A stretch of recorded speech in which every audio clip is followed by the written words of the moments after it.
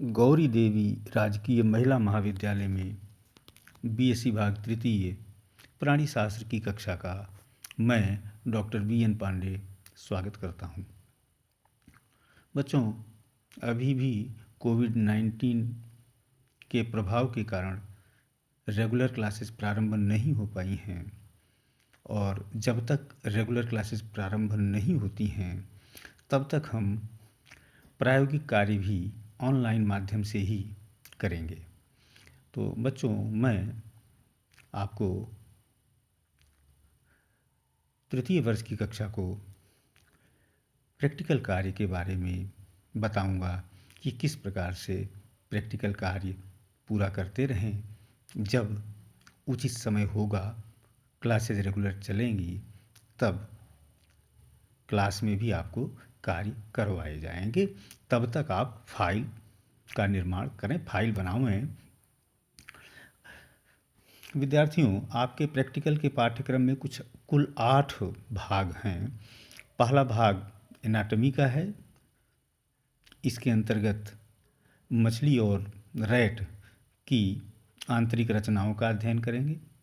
दूसरा भाग स्थायी अभिरंजित स्लाइड बनाने का है, जिसमें हम कुछ स्लाइडें बनाएंगे। जब रेगुलर क्लासेस शुरू होंगी तब बनाएंगे, तब तक हम उनके डायग्राम और उनकी विधियों का अध्ययन कर लेंगे। तीसरा भाग बनी हुई माइक्रोस्कोपिक स्लाइड्स का अध्ययन करेंगे, जिसमें कॉर्डेटा के विभिन्न जंतुओं की आंतरिक रचनाओं का हम अध्ययन करेंगे। चौथा भाग म्यूजियम स्पेसिमेंस, कॉर्डेटा समूह के म्यूजियम स्पेसिमेंस के अध्ययन का रहेगा। पांचवा भाग अस्थि विज्ञान या ऑस्टियोलॉजी, अस्थियों का अध्ययन करेंगे। छठा भाग एनवायरमेंटल बायोलॉजी है, जिसमें हम पर्यावरण विज्ञान से संबंधित कुछ प्रैक्टिकल्स का अध्ययन करेंगे। सातवां भाग प्राणी व्यवहारिकी का है और इसमें हम प्राणी व्यवहारिकी से संबंधित कुछ प्रयोग करेंगे। और आठवां भाग जैव सांख्यिकी का है, जिसमें हम सांख्यिकीय विधियों का अध्ययन करेंगे। तो इस प्रकार से कुल 8 भाग हैं। विद्यार्थियों, आपको इसके लिए 2 फाइल्स बनानी होंगी। पहली फाइल आपको उस तरह की बनानी होगी जैसी आप प्रथम वर्ष और द्वितीय वर्ष में बनाते थे। एक प्लेन सफ़ेद कागज़ होता था और उसके बगल में अल्टरनेट क्रम में एक लाइन वाला कागज़। इस तरह से एक फाइल में आप एकांतर क्रम में, अल्टरनेट क्रम में सफ़ेद और लाइन वाले कागज़ अरेंज करके रखते थे। वही फाइल, एक पहली फाइल तो वही होगी जिसमें हम anatomy, permanent slide preparation, study of microscopic slides, museum specimens और ऑस्टियोलॉजी, इन सब का अध्ययन इस फाइल में किया जाएगा। ये पहली फाइल होगी। दूसरी प्रैक्टिकल नोटबुक आप उस तरह की लेंगे जैसे आप केमिस्ट्री आज में लेते हैं। इसमें भी सफ़ेद और लाइन वाले कागज़ होते हैं। तो दूसरी आपको इस तरह से प्रैक्टिकल नोटबुक लेनी होगी। इसमें हम एनवायरमेंटल बायोलॉजी, इथोलॉजी और बायोस्टैटिस्टिक्स से संबंधित कार्य करेंगे। तो बच्चों, आप चाहें तो प्रैक्टिकल की पुस्तक भी खरीद सकते हैं, जिससे आपको सुविधा हो सकती है कार्य करने में। और अगर आप नहीं खरीद सकते तो भी आपको ऑनलाइन विधियों से पर्याप्त सामग्री प्रदान की जाएगी, जिससे आप अपना काम बिना पुस्तक के भी काफ़ी हद तक कर सकते हैं। तो सबसे पहले आप जो मैंने पहली फाइल बताई थी वैसी एक फाइल ले आएंगे और उसमें अल्टरनेट ऑर्डर में, एकांतर क्रम में सफ़ेद और लाइनदार पन्ने व्यवस्थित कर लेंगे। फाइल के सबसे ऊपर अपना नाम, सबसे पहले बाहर अपना नाम, कक्षा, चाहे तो पिता का नाम भी लिख सकते हैं क्योंकि एक ही नाम के एक से अधिक विद्यार्थी होते हैं। तो अपना नाम, पिता का नाम, कक्षा, ये आप लिख देंगे।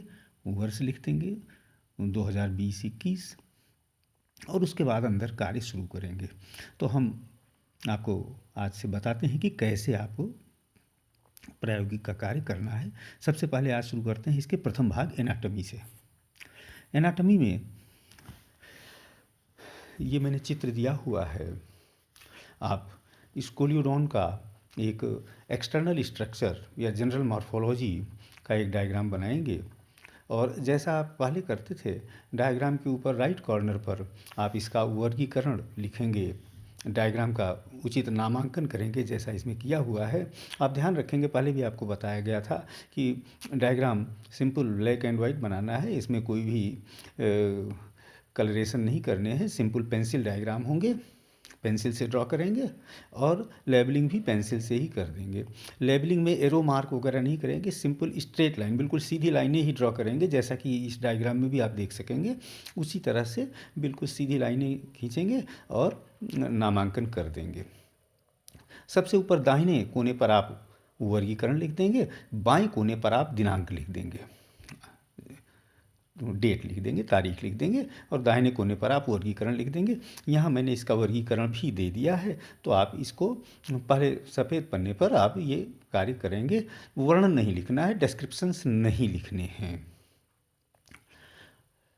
इसके बाद दूसरा आप ये भी ध्यान रखना है कि एक पृष्ठ पर एक ही चित्र बनाएं, जिससे चित्र साफ सुथरा बन सके, स्पष्ट रहे, नामांकन के लिए पर्याप्त स्थान आपको प्राप्त हो सके। तो ये स्कोलियोरॉन का पहला डायग्राम हुआ। दूसरे डायग्राम में स्कोलियोरॉन के आंतरिक रचनाओं का चित्र बनेगा। ये यहाँ मैंने चित्र दे दिया है, तो ये चित्र आप बनाएंगे, आंतरिक रचनाएं स्कोलियोरॉन की, आंतरिक संरचना। उसके बाद अगले पृष्ठ पर स्कोलियोरॉन की गिल में जाने वाली और गिल से हृदय में और हृदय से आगे जाने वाली धमनियों का चित्र बनाना है, जिसको हम अफरेंट और इफरेंट ब्रैंकियल वेसल्स कहते हैं। तो ये डायग्राम आप बनाएंगे, यहाँ पर ये डायग्राम दिया हुआ है, आप ये बना लेंगे, नामांकन उचित तरीके से कर देंगे। उसका अगला चित्र बच्चों, ये जो ऊपर के दोनों डायग्राम्स हैं, ये मेजर डिसेक्शंस के डायग्राम कहलाते हैं। तो उसके बाद तीसरा अगला चित्र आप जो बनाएंगे, नेक्स्ट डायग्राम, ये स्कोलियोरॉन के नेत्र और उसकी मांसपेशियों का बनाएंगे। यहाँ मैंने चित्र दिया हुआ है, आप इस डायग्राम को बना लेंगे। अगला डायग्राम होगा आंतरिक कर्ण। मछलियों में बाह्य कर्ण और मध्य कर्ण नहीं पाया जाता है, आंतरिक कर्ण पाया जाता है। तो ये आंतरिक कर्ण का चित्र है, ये आप इंटरनल ईयर या आंतरिक कर्ण का चित्र बना लेंगे। ये सेमी सर्कुलर कैनाल्स इसमें दिखाई दे रही हैं, 3 नलिकाएं हैं, ये आप डायग्राम बनाएंगे। और चौथा डायग्राम जो बनेगा वो क्रेनियल नर्व्स का, अर्थात ब्रेन से निकलने वाली, मस्तिष्क से निकलने वाली जो तंत्रिकाएँ हैं, उनका डायग्राम होगा। तो इनमें से ये जो इंटरनल ईयर और आई मसल्स हैं, ये माइनर डिसेक्शन में आते हैं। एनीवे, एनाटॉमी के ही ये सभी भाग हैं और ये सभी डायग्राम आप बना लेंगे। परीक्षा में इनका विवरण नहीं लिखना होगा, परीक्षा में जिनका भी चित्र पूछा जाएगा वो डायग्राम आपको बनाना होगा, चित्र बनाना होगा। ये सभी डायग्राम आपके सामने दिए हुए हैं, ये डायग्राम्स आपको बनाने होंगे और इनका नामांकन करना होगा परीक्षा में।